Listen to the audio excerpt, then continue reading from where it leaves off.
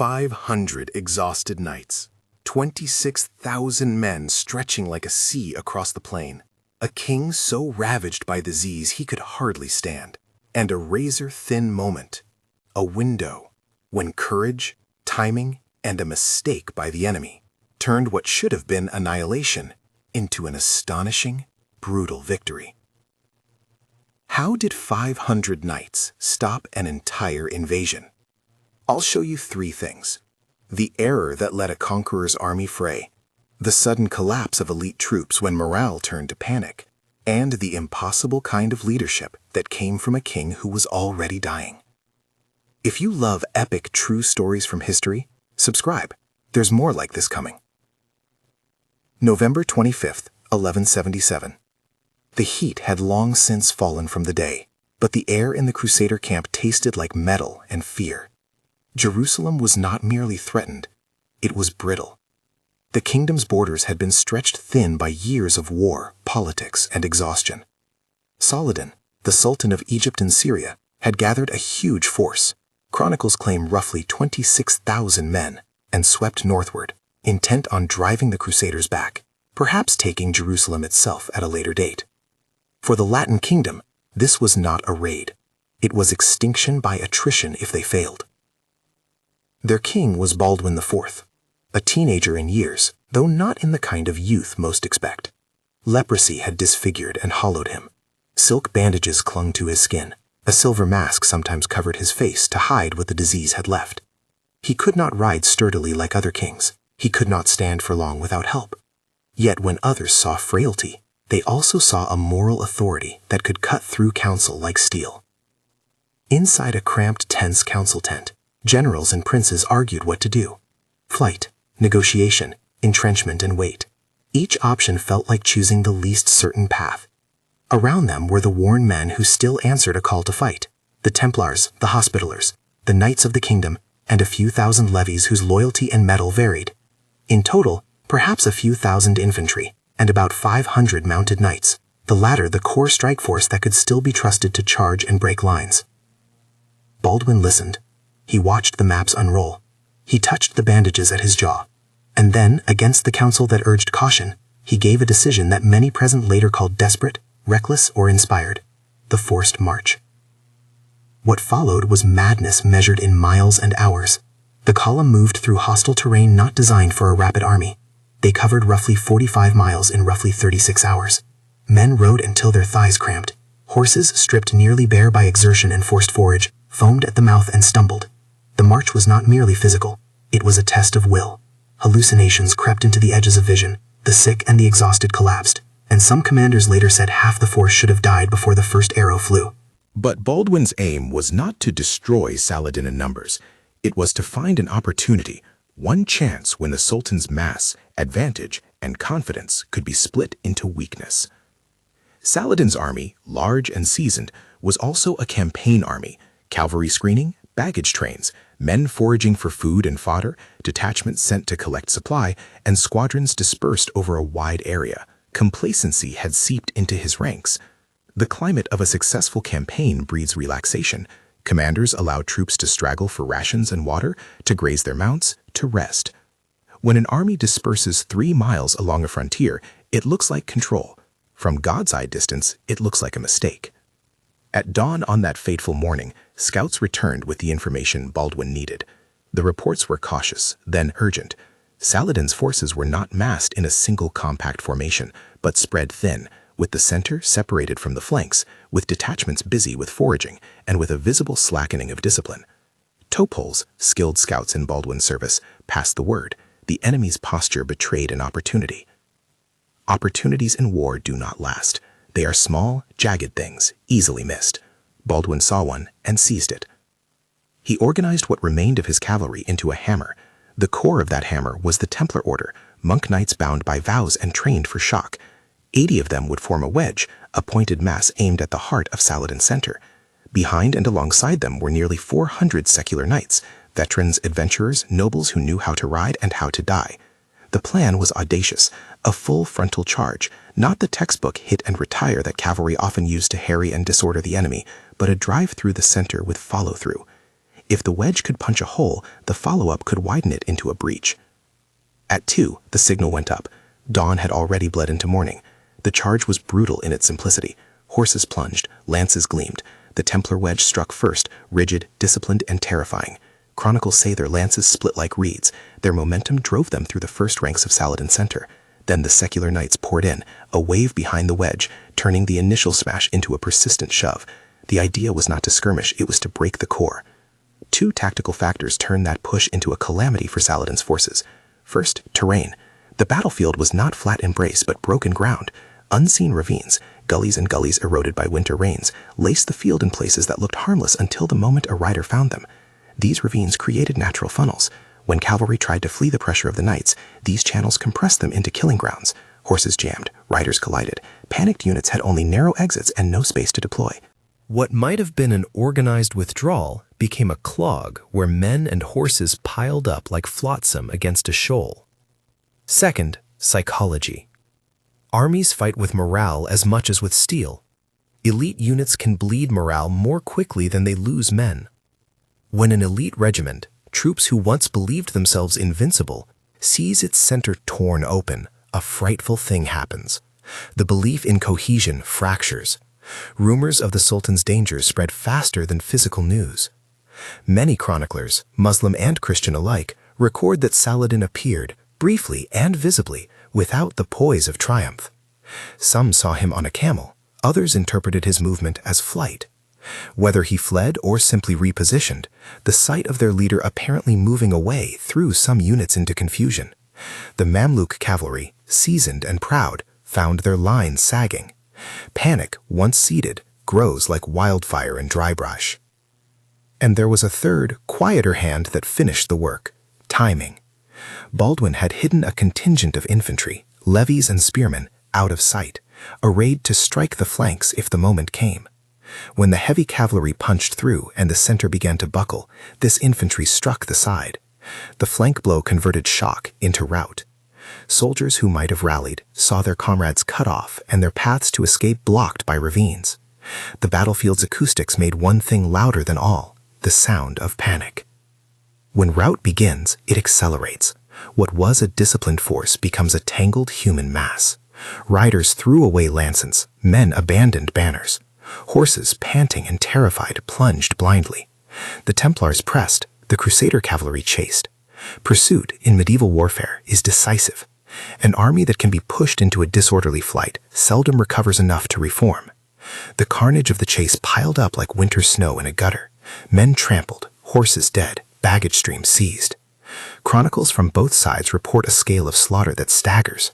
Some claim numbers as high as 20,000 Muslim dead in the pursuit and general collapse, with Crusader losses measured in a much smaller ratio, sometimes cited as around 1,100. Modern historians caution that these figures are probably inflated. They come from chroniclers writing in the heat and fog of victory and defeat, eager to emphasize the miracle of one side or the tragedy of the other. Still, numbers aside, the material consequences were undeniable. Saladin lost treasure, baggage, and much of his immediate campaign's momentum. There is a line here we must not cross. Some contemporaries read this as providence. Christian chroniclers wrote of God turning his face and delivering the kingdom when all human calculations said the opposite. Muslim chroniclers, too, interpreted the day through the lenses of signs and portents, sometimes attributing reverses to divine displeasure, sometimes blaming human error. Historians later read the same events and see a web of human choices, chance, and the brutal arithmetic of morale. Both readings matter. The men who lived through the battle understood it through faith and fear. Modern readers can see the tactical seams that made such an outcome possible. What made Baldwin's leadership so remarkable was not miraculous invulnerability, but a clarity of will that made him act when others hesitated. He was physically broken, but morally unbroken. To watch him ride the line was to watch someone who knew his body was failing, yet would not concede his duty. He ordered the march. He accepted the cost of exhaustion. He trusted his scouts. He committed the Templars and the secular knights to a course that might tear his army asunder if it failed.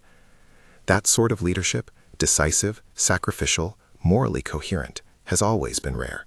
It is also the sort of leadership that can force an opponent into mistakes by imposing tempo and daring. Saladin made errors that day beyond the dispersal of his force. He allowed his logistics to dominate his disposition. He permitted foraging detachments and a diffusion of command that, under pressure, shattered. Campaigning armies often need to feed themselves.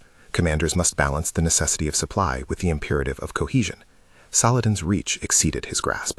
The commander who could move thin lines across 3 miles had not ensured the rapid concentration his opponent could exploit. That operational slack was a tactical gift. When the first panic began, the Mamluk cavalry, an elite arm of the Muslim forces, found themselves in a strange state. They could not or would not hold. Elite troops sometimes falter faster because they have less patience for disorder. Their pride makes them less willing to be ground down in a drawn fight. Once they felt the center giving and the Sultan apparently withdrawing, fear spread like oil. The cavalry's retreat bunched men into those ravines.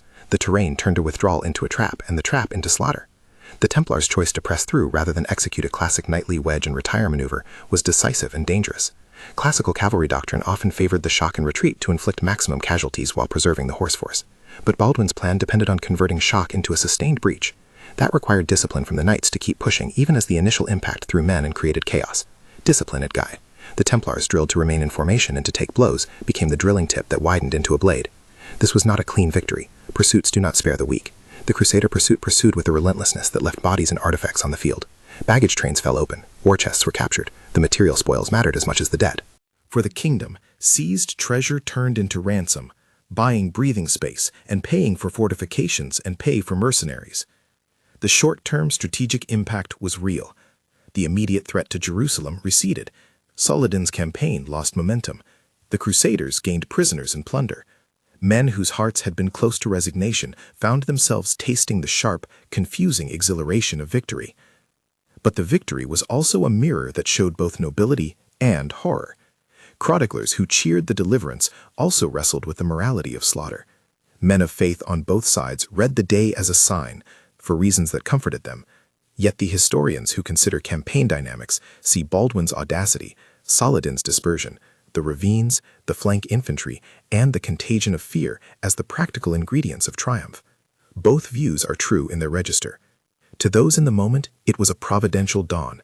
To later analysts, it was a sequence of human decisions and errors that any competent commander could, given different constraints, have made. The story of Baldwin after the battle is also tragic. The exertion of the forced march and the physical stress of command hastened his decline. He had bought time for his kingdom and a bright, narrow victory, but not permanence. He returned to Jerusalem, exhausted, his body less able to endure. Within a few months, his body and the politics around him would continue to complicate the kingdom's fate.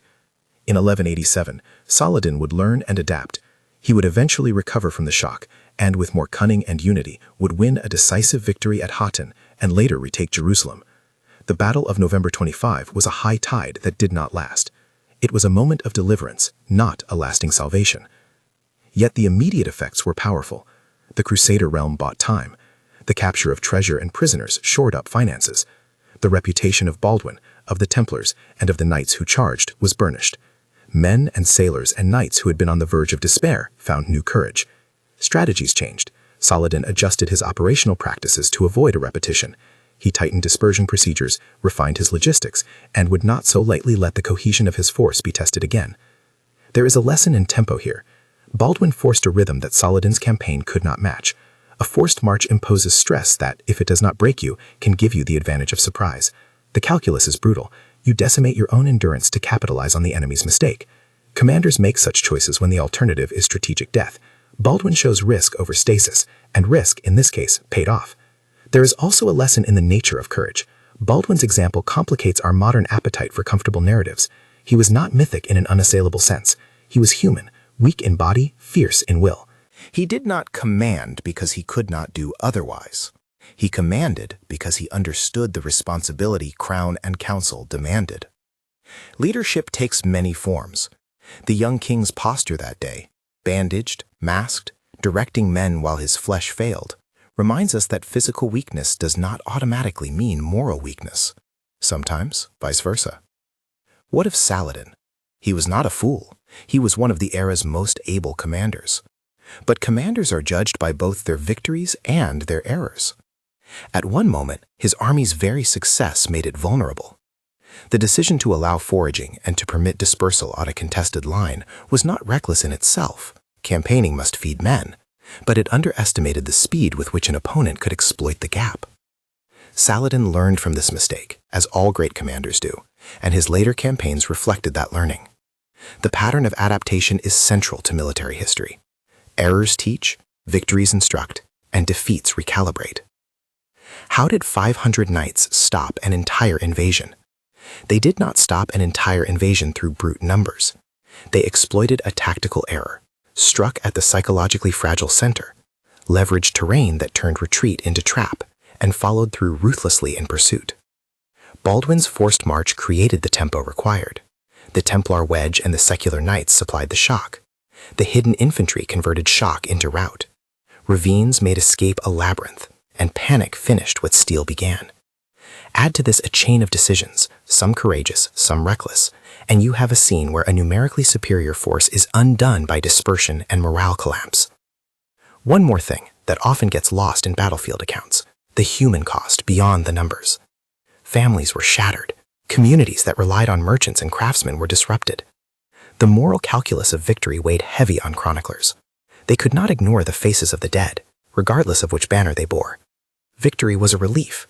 It was also an ethical riddle. How to reconcile triumph with compassion? How to honor valor without exalting slaughter?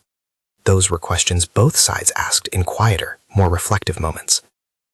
There is also a theological dimension in the chroniclers' voices that must be handled with care. Contemporary writers on both sides read providence into events. Christian chroniclers saw deliverance. Muslim chroniclers saw signs to interpret. Ibn al-Air and others recorded such sentiments in their own idioms. When people stand in the midst of war and think they have glimpsed divine favor or displeasure, that belief shapes their actions. But modern readers should neither dismiss these faith-based readings nor treat them as objective proof. They are part of the human record, how people make sense of the chaos of their age. Finally, 3 practical takeaways that answer our central question and map to the 3 promises made at the opening. First, Saladin's error. The dispersal of forges for forage and the failure to maintain a rapid concentration left his center vulnerable. An army spread thin is an empire of small targets. That is a classic operational mistake, allowing logistics and complacency to dilute combat power. Second, why elite troops fled. Panic is a virus. Even the most seasoned units can crumble when the center breaks and when leadership appears to withdraw. The Mamluk cavalry, prideful and elite, found themselves squeezed by terrain and surprised by the velocity of the charge. In such moments, pride turns brittle, and panic spreads quicker than orders. Third, Baldwin's leadership. He was a king with a dying body and an unbroken will. He chose a forced march that few would risk, trusted scouts who found the opportune layout, and committed his best men to a direction that demanded absolute follow-through. That blend of boldness and timing made a tactical blunder by his opponent into strategic salvation, brief but decisive. What remains is the haunting residue of victory, glory intertwined with tragedy, admiration sewn into sorrow. The battle bought a kingdom time and funded defenses. It also foreshadowed the very fall that would come a decade later when Saladin adapted and struck decisively. History does not provide tidy moral narratives. It gives us moments, luminous and terrible, that force us to consider how courage interacts with chance, how discipline meets chaos, and how a single decision under pressure can tilt the scales of civilization, however briefly. Imagine then, standing at the edge of that plain, feel the dust in your teeth, hear the unequal clank of armor and the ragged breathing of horses beyond the rise. Know that somewhere ahead, a young king in bandages chose a path many thought suicidal. Know that an order of monk knights, 80 of them, drove a wedge through a sea of men, and that the pursuit afterward made the fields speak with bodies and spoil. Know that contemporaries read signs into the event, that chroniclers told stories of providence, and that modern analysts trace the same result to a chain of human choices and a few violent, merciless coincidences. History's lessons here are practical and moral. The practical: maintain cohesion, never allow logistics to fracture your force when the enemy is able to strike. Seize tempo when the window opens. The moral: leadership demands responsibility and a willingness to risk what is most precious to protect what matters most. Baldwin's march was no sure thing. It was a choice, painful and costly, that bought years and altered reputations. We look back on that morning and see more than a battle. We see a test of will under extremes of hardship. We see how faith and fortune often sit side by side in the historian's pages. We remember the names Baldwin, Saladin, Odo, Raymond, Reynold, because they were the pivot points, the human faces of choices that mattered. We remember Topulus because scouts shaped the decision. We remember the Templars because their discipline formed the tip. How did 500 knights stop an entire invasion? Not by sheer force alone, but by seizing a fleeting flaw, by driving into the heart of a dispersed enemy, by letting terrain and timing do the rest, and by pressing the advantage until rout became irreversible. It was audacity harnessed to opportunity, and the result was a victory both glorious and grim. Which leadership decision surprised you most? The forced march, the wedge that did not retire, or the hidden infantry's timely strike? Comment below. If this story stirred you, like the video and watch the deep dive playlist on medieval battles to explore how other commanders balanced courage and catastrophe. History gives no guarantees. It only hands us choices and consequences. This was one of those choices, a young, ill king opting for risk so his people could breathe a little longer. It bought a moment of deliverance and left the world changed in ways both obvious and subtle. Remember the plain. Remember the ravines. Remember that courage can bend the arc of events, but it does not erase cost.